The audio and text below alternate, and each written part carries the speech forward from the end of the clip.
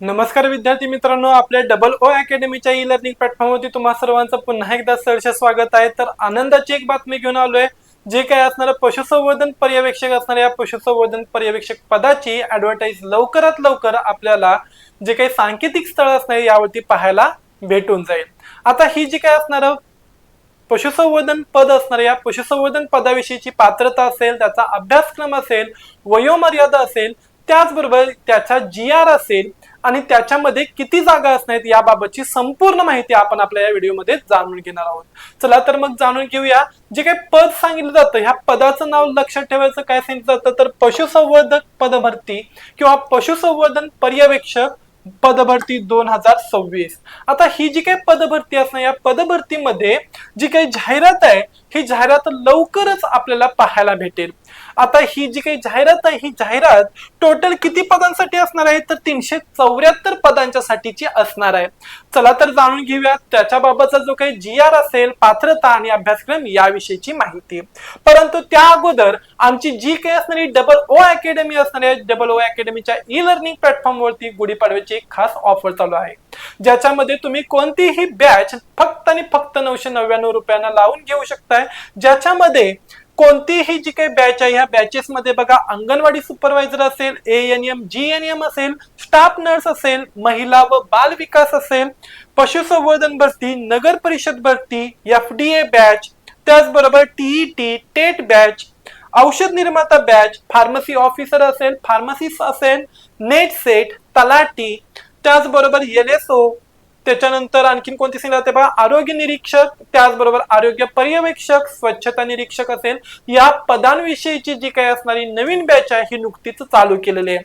मग यापैकी कोणतीही बॅच तुम्ही फक्त आणि फक्त 999 रुपयांना आपल्या पदरी बाळगू शकताय आणि कुणीही लवकरात लवकर ही संधी सोडू नका। लवकरात लवकर याबाबतची काय करायची तर का तुम्हाला माहिती हवी असेल तर स्क्रीनवरती दिलेल्या नंबरवरती लवकरात लवकर कॉन्टॅक्ट करा। आणि ही ऑफर खास फक्त आणि फक्त 15 एप्रिल वरनं वाढवून 20 एप्रिल पर्यंत करण्यात आलेली आहे। ती फक्त आणि फक्त तुमच्यासाठी असणार आहेत। मग याच्याद्वारे तुम्हाला लाईव्ह प्लस रेकॉर्डेड स्वरूपातील लेक्चर्स पाहायला मिळतील, तांत्रिक विषयांच्या नोट्स मिळतील आणि या वर्षाचा म्हणजे संपूर्ण वर्षासाठीचा हा कोर्स तुम्हाला या ठिकाणी अवेलेबल होईल। तुम्ही रेकॉर्ड लेक्चर पाहू शकताय, डाउनलोड करू शकताय, स्वतःची तयारी करू शकताय। यामध्ये जे काय असणाऱ्या जुन्या तांत्रिक प्रश्नपत्रिका असणार यांचं विश्लेषण तुम्हाला भेटून जाईल, नोट्स भेटून जातील, प्रत्येक विषयासाठी सेपरेट शिक्षक पण तुम्हाला असणार आहे। चला तर जाणून घेऊया आपण जे काय असणारं पशुसंवर्धन पर्यवेक्षक पदभरती असणार याच्याविषयीची माहिती। बघा टोटल 374 पद भरण्याची जाहिरात लवकरच काय होईल तर त्याबाबतचं परिपत्रक आपल्याला भेटून जाईल। आता याच्यामध्ये जी काही तारीख सांगितली गेली बघा 13 मार्च 2026, या 13 मार्च 2026 ला याबाबतचं जे काही परिपत्रक आहे हे जाहीर झालेलं असणार आहे। यामध्ये बघा जे काय असणार जिल्हा परिषद असणार या जिल्हा परिषदेच्या अखत्यारीत असणाऱ्या 3272 जागांपैकी रिक्त असलेली सुमारे 1700 पदे जिल्हा परिषदेमार्फत भरावयास सांगण्यात आलेलं असणार आहे। ओके, आणि याबाबतचं परिपत्रक लवकरच जारी करण्यात आलेल्यामुळं आपल्याला याच्याविषयीची जी काही ऍडव्हर्टाइज असणार आहे पशुसंवर्धन पदाविषयीची ती पाहायला मिळणार आहे। त्यामुळं असाच अभ्यास करत राहा। यामध्ये या पदाची भरती आणि जी काही पात्रता या पात्रतेविषयी जाणून घेऊया। चला तर मग याच्यामध्ये जी काही शैक्षणिक पात्रता असणार शैक्षणिक पात्रता सगळ्यात पहिल्यांदा जाणून घेऊया। शैक्षणिक पात्रतेमध्ये काय सांगितलं गेलंय बघा, तर तुम्ही 10वी उत्तीर्ण असला पाहिजे, 12वी उत्तीर्ण असला पाहिजे, त्याबाबतचं बोर्ड सर्टिफिकेट तुमच्याकडे असणं गरजेचं आहे। आणि शिवाय कोणत्याही विद्यापीठामधून जे काही शासकीय विद्यापीठ असणार या शासकीय विद्यापीठातून किंवा मान्यताप्राप्त विद्यापीठातून पशुवैद्यकीय विज्ञान आणि पशुसंवर्धक पदवी तुम्ही उत्तीर्ण असला पाहिजे। त्याबाबतचं जे काही प्रमाणपत्र असणार आहे हे प्रमाणपत्र तुमच्याकडे अवेलेबल असलं पाहिजे। वयोमर्यादा सर्वसाधारणतः 18 ते 38 वर्षापर्यंत सांगण्यात आलंय। जे काही महाराष्ट्र शासन नियमावली असणार याच्यानुसार अनुसूचित जाती आणि जमातींच्या साठी जे काही आरक्षण असणार या आरक्षणामध्ये 5 वर्षांची काय देण्यात आली तर सवलत देण्यात आलेली आहे।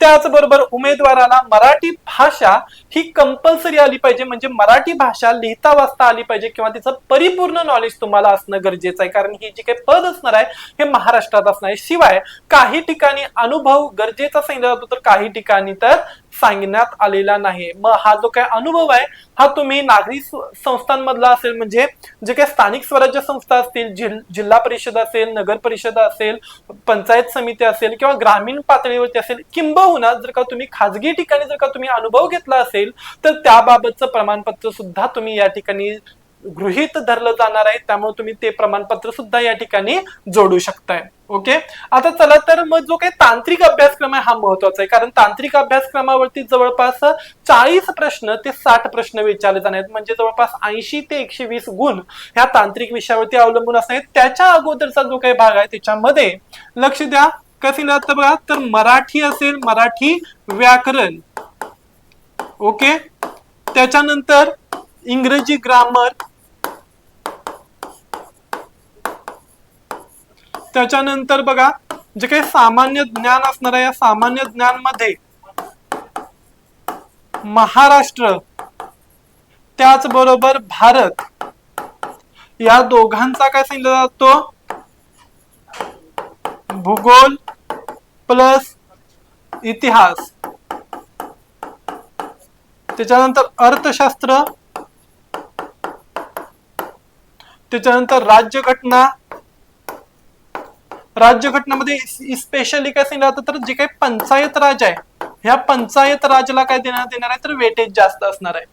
त्याच्यानंतर आणखीन काय सांगितलं जातं बघा, तर जनरल अवेअरनेस, ओके,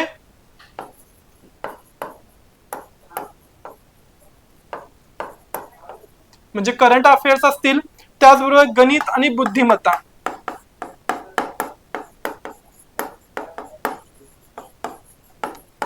यांच्यावरती काय असणार तर प्रश्न असणार आहेत। आणि हा तुमचा एकाच पेपर मधला भाग पहिला असणार आहे। पेपर क्रमांक 1 मध्ये एवढे सगळे सब्जेक्ट असणार आहेत, हे मे बी 60 प्रश्न असणार आहेत, आणि 60 प्रश्न असून ते किती सांगितलं जातात, तर 120 मार्क्स साठी असणार आहेत। ओके, तर जो काय असणार आहे उर्वरित 40 प्रश्न असणार आहेत, हे 40 प्रश्न आणि ह्या प्रश्नांवरती 80 मार्क्स असणार आहेत। हे 80 मार्क कोणत्या घटकासाठी दिले जाणार आहेत, तर जो काही तांत्रिक घटक आहेत त्या तांत्रिक घटकासाठी दिला जाणार आहे।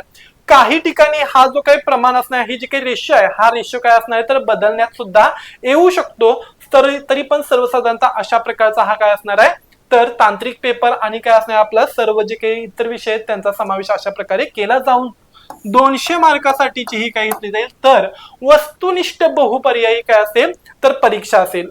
ही परीक्षा जिल्हा परिषदेच्या वतीने घेण्यात येईल जास्तीत जास्त करून, जर का खाजगी कंपनी इंटरसेक्ट केलं किंवा जर का खाजगी कंपन्यांनी जर का याच्यामध्ये इंटरेस्ट दाखवला तर TCS असेल किंवा काय सांगितलं जातं IBPS असेल यांसारख्या कंपनी हा परीक्षा घेऊ शकतात। ओके, वस्तुनिष्ठ बहुपर्यायी असणारी परीक्षा असणार आहे। यामध्ये पशुसंवर्धन भरतीचा अभ्यासक्रम सुद्धा सांगण्यात आलाय बघा, जो काही तांत्रिक विषय हा याच्याशी संबंधित आहे। मग यामध्ये प्रामुख्याने पशुपालन असेल, पशुपोषण असेल, पशु प्रजनन क्षमता असेल, पशुवैद्यकशास्त्र, दुग्ध व्यवसाय, कुक्कुट पालन, त्याचबरोबर प्राण्यांची प्रजनन क्षमता असेल, त्याचबरोबर त्याचा आर्थिक जे काय असणार राजकारण असेल किंवा त्याच्यामध्ये आणखीन काय सांगितलं जातं तर याचा भारताच्या किंवा देशाच्या विकासामध्ये किंवा अर्थशास्त्रामध्ये काय असणार तर पशुधनाचा किंवा पशुपालनाचा फायदा, त्याचबरोबर त्याचा वाटा असेल GDPतील वगैरे, या विषयीची संपूर्ण माहिती आणि याचा इतिहास सुद्धा परीक्षेला विचारला जाणार आहे। ओके, त्याच्यानंतर जाता जाता पुन्हा एकदा आमच्या क्लासची ऍडव्हर्टाईज बघून जावा की कोणतीही बॅच तुम्ही फक्त आणि फक्त 999 रुपयांना स्वतःच्या पदरी बाळगू शकताय। जे कोण परीक्षेची तयारी करत आहेत या परीक्षांची, तर यांना लवकरात लवकर तुम्ही काय करत सांगू शकताय। घरामध्ये कोणीही असू शकतं, तुमची बहीण असू शकते, त्याचबरोबर काका काकी असू शकतात, दादा दिदी असू शकतात, वहिनी वगैरे, तर जे कोणी ह्या क्लास 3 पोस्टचे काय करतात तर परिपूर्ण प्रकारची तयारी करू शकत आहेत आणि कमीत कमी किमतीमध्ये काय करू शकताय तर ही संपूर्ण बॅच तुम्ही तुमच्या पदरी बाळगू शकताय। याची वॉरंटी 1 वर्षासाठी असणार आहे। सगळ्या प्रकारच्या नोट्स वगैरे किंवा या प्रकारची माहिती तुम्हाला स्क्रीनवरती दिलेल्या नंबरवरती पाहायला मिळेल। बघा, या प्रकारच्या जे काही नवनवीन अपडेट्स आहेत, ह्या अपडेट जर का तुम्हाला पाहायच्या असतील तर लवकरच काय करायचंय तर लाईक करा, शेअर करा, सबस्क्राईब करायला विसरू नका। त्याचबरोबर काय करा तर अशा प्रकारची आणखी नवनवीन माहिती असणार आहे ही पाहून किंवा ही घेऊन आपण पुन्हा लवकरच भेटू। तोपर्यंत धन्यवाद।